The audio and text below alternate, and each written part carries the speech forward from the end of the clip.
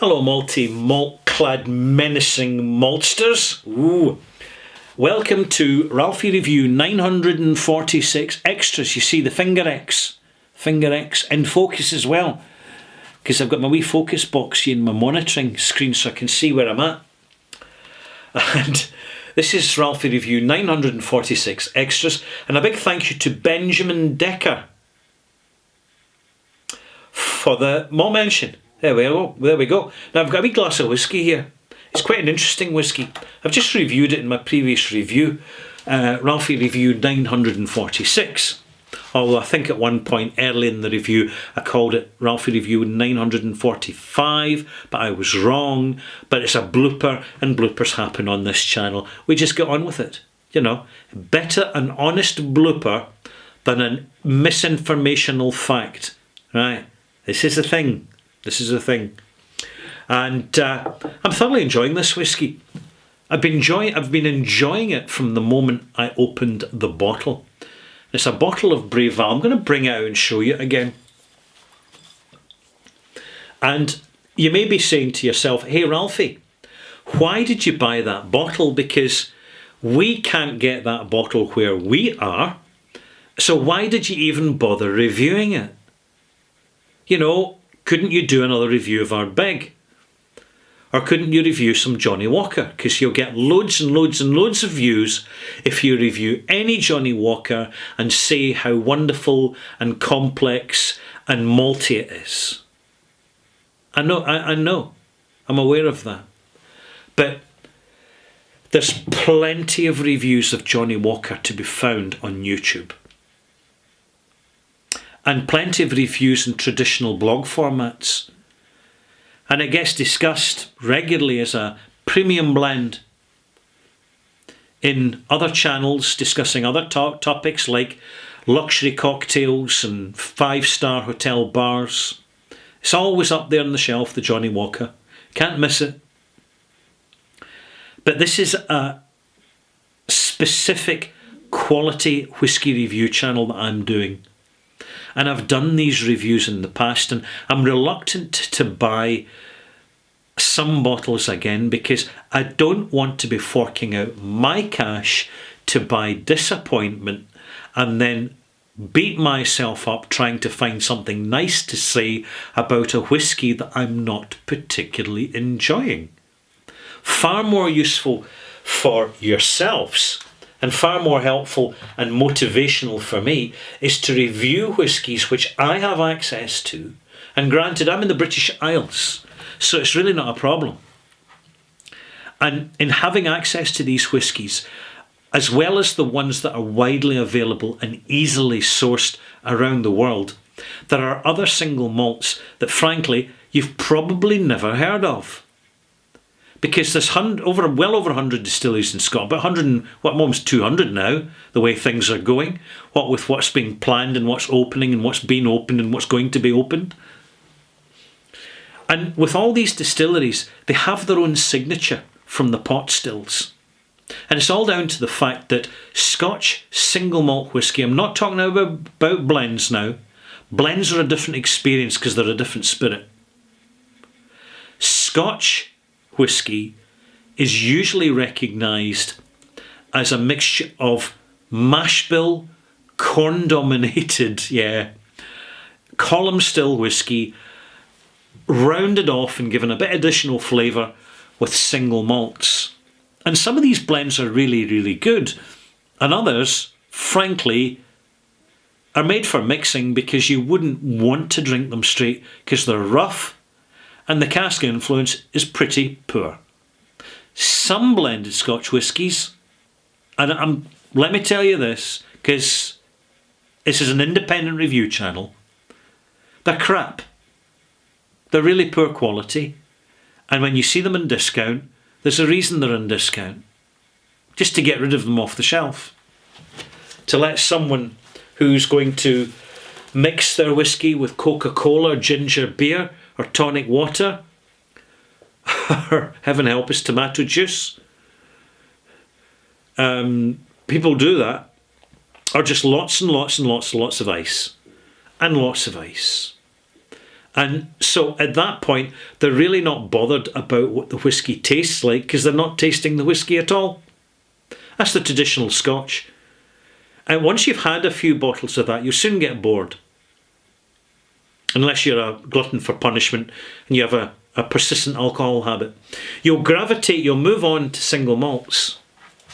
You'll see what's around you and what you can find. And if you happen to be in the United States, you will find bourbons and American whiskies, American single malt whiskies, American corn whiskies, rye whiskies. If you're in Canada, my goodness, you'll find a good variety of whiskies there. And if you really go treasure hunting, you'll find cask strength versions of Lot 40. And you'll ask yourself, as a Canadian, why isn't much good Canadian whisky actually bottled and made available? And the answer's simple. The answer's simple. I'll talk about it. The answer's quite simple. It's due to socio-economic pressures on an international market. Yeah. So all you Canadians, you start knocking on the door of your local distilleries and ask them to make their good stuff available to you.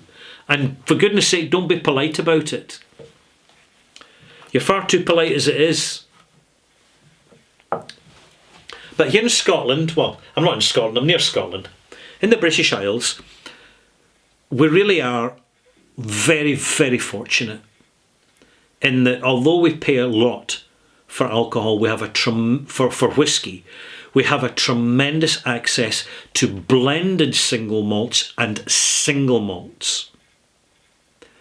And some of them are quite reasonably priced, others are outrageously expensive, but you're going to find some bottles somewhere at an affordable price that matches your budget, and you won't have to look too far. And furthermore, you can find them in the most unexpected of places. The main thing is, never buy a bottle of whiskey in the heart of Edinburgh during the Arts Festival. Because quite a number of shops, not all, but quite a number of shops, oh boy, they put the prices up.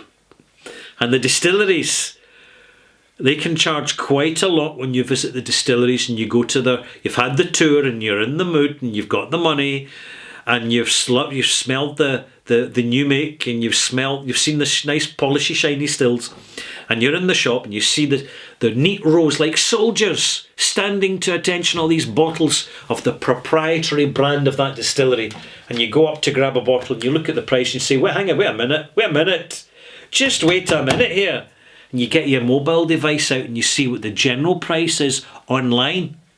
And then you make a comparison and ask yourself that very, very important question, malt mates. Is this really worth it? Is it worth the premium? It is if the quality's there. If you're not sure about the quality of a distillery-only bottling, do not hesitate to ask them if you can buy a wee dram at a reasonable price or get it as part of your entry ticket. A wee taster. Taste and try before you buy. It always helps to sell whiskey when people can actually taste the product first. But not everybody has that opportunity. And this is one of the purposes of me, Ralphie, at the Barrel, here in the Bothy, is to try a range of Scotch single malts and give you my opinion so that when you go onto YouTube and you're looking up Braes of Glenlivet or Bray Val, because it's a really obscure, hard to find single malt, well, there'll be at least one review there. There will be a review. And that's part of my job. It certainly keeps me interested, because it could be nothing worse than me plonking down a bottle of Chivas Regal or Johnny Walker Black Label and just telling you how magnificent and how you can smell the rutting stags and the heather, wafting in the Atlantic breeze over the pure cascading purple mountains and all that cliched Victoriana kitsch, which still works, to be honest, if it's done right. It still does work, but honestly, I think distilleries really need to be a wee bit more creative genuinely creative and put a bit more singularity into the identity to make identity more prominent? Hey, yeah, it's an opinion. Because the most important identity is what's in the bottle that we buy. Now, what I did when I bought this bottle, I saw it was Breval. I thought, I've never reviewed a Breval. I'd like to do so, but is it any good? And then I looked at the name of the independent bottler, North Star Spirits, and I thought, well, that helps. So I then phoned a friend, and then I said, well, they were engaged actually, so I had to send them an email. So I sent them an email, say, you know about the recent bottlings, because you get to taste a few of them. And what do you think? What do you think of the Breval? And the answer came back, it isn't a 5-star whiskey, but it's interesting, competent, and it's got lots of character. And that's good enough for me. And I want to share something with you here, because this is where we get our bearings. I mean, I've been reviewing whiskey now for over 12 years. Since 1998, I've been reviewing. Is it 97? 98? Oh, time flies. Anyway, it was 2009. That's when it was. It was never 98. I was still joining whiskey. I was busy getting ready to join whiskey clubs at that point and buying bottles left, right, and centre before they disappeared. The price rocketed, because it's still happening now. And it was in 2009 I started my channel, and I started reviewing stuff out of my own stash. And just kind of explaining as best I could using notes that I'd written down, actually. I don't have to use notes now because I've got some experience of this sort of stuff. And what I noticed was, as time goes on and my palate gets more experienced with recognisable whiskies, I start to notice the difference between them. And I also start to notice that I'm looking for a style of whisky I've not had before. So as the singularity of that single malt will jump out at me, and it will make the review interesting and original. And this is exactly what's happened here. I highly commend it to you if you can find it, but I've got to warn you, this is a single cask bottling. There's only 300 and what bottles? 341 bottles. It's probably all gone now, but there are other independent bottlers who are bottling Breval. So what you do is you don't look up one person's review. Before you put your money down, before you spend your money, and to avoid disappointment, because I don't want you getting disappointed and then just walking away from Scotch and turning your back on it. Goodness knows some people are doing that. I want you to basically be reassured about you're buying the right thing. So know where your palate's at. Know what you like. Know when you're ready for a challenge, and make sure when you set yourself a challenge by buying an unusual bottle, a less well known, a less available bottle, that if you leave it even a week, it will no longer be there. That sort of bottle, a bottle that comes and goes, go online and do a cross section of checks. Check as much as you can before you then put the money down and buy the product. And even better, ask at the counter, say, I'm interested in that whiskey, but I'm really not sure. Any chance you could give me a wee tiny taste? I mean, that is a time-tried, time-served, very successful way of selling whiskey. And the way things are going in the global economy, malt mates, I think some of these old habits should come back again. Because you're not getting a great big dram, so you're going to walk out the shop inebriated and pished and all that. No. It's a tiny wee taster. You don't need much to get a taste. Even a half a teaspoon would give you a taste. Just a taste and try. Put a wee drop of water and leave it 5 minutes. Then make your mind up. See the distilleries the shops that do this, and the distilleries that allow you to taste and try before you buy. That builds your confidence, and that's looking after business, frankly. It's looking after business. So what keeps me fresh in my content is knowing that I'll see a bottle. It won't be around for long, but there will be other bottles later There always are. There really is always going to be another bottling coming along sometime soon or not so soon. But to have as wide a range of specific single malt reviews online as much as possible. I mean, I'll never be in Whisky Fun's league, my goodness. Serge is the master, and with his wonderful apprentice, Angus. I was about to call Angus Rory there, but there we go. You know, Whisky Fun, have a good browse through Whisky Fun, get wonderful articulate tasting notes. Whisky Base is good. You've got new websites coming up, more traditional style websites like Dramface, and you've got all the forums. That's another thing, join a whisky forum, right? On Reddit and Facebook, there's loads of whisky forums, and if you're thinking of buying a whisky, just put a shout out to other folk. I'm thinking of buying this and this. What do you think? Any feedback? Because generally people are going to be open and transparent with you if they've got something to say.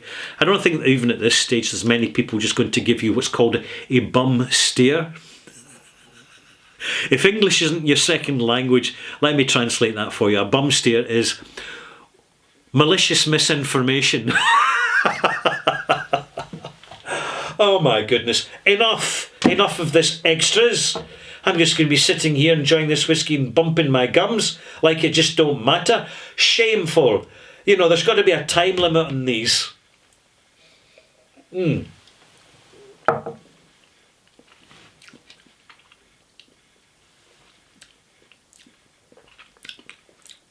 Wonderfully perfumed fuse oil. The longer you leave this, the better it gets. It's not an easy drinking single malt, no. But for someone who's been around whisky for over 30 years like me, that's tasted all the whiskies I've tasted, my palate actually quite enjoys it because it's something different. It's something new. It's quite challenging. But if I was to give this to someone whose only experience of whisky is Johnnie Walker Black Label, well, actually probably they would quite enjoy it. They probably would quite enjoy it with all its difficulties. Thank you for watching. Please subscribe if you've enjoyed this content. I've also got a Patreon channel, Patreon/Ralphie, RALFY, where for a little, if you want to buy me a dram, you get additional content every week and bi-monthly live streams. And I've got various projects on the go in my Patreon channel, but I'm not going to tell you what it is, because if you want to know what it is, you might want to subscribe. I'll leave it with you. It's your decision, and whatever you decide, make sure your moments are many and quality.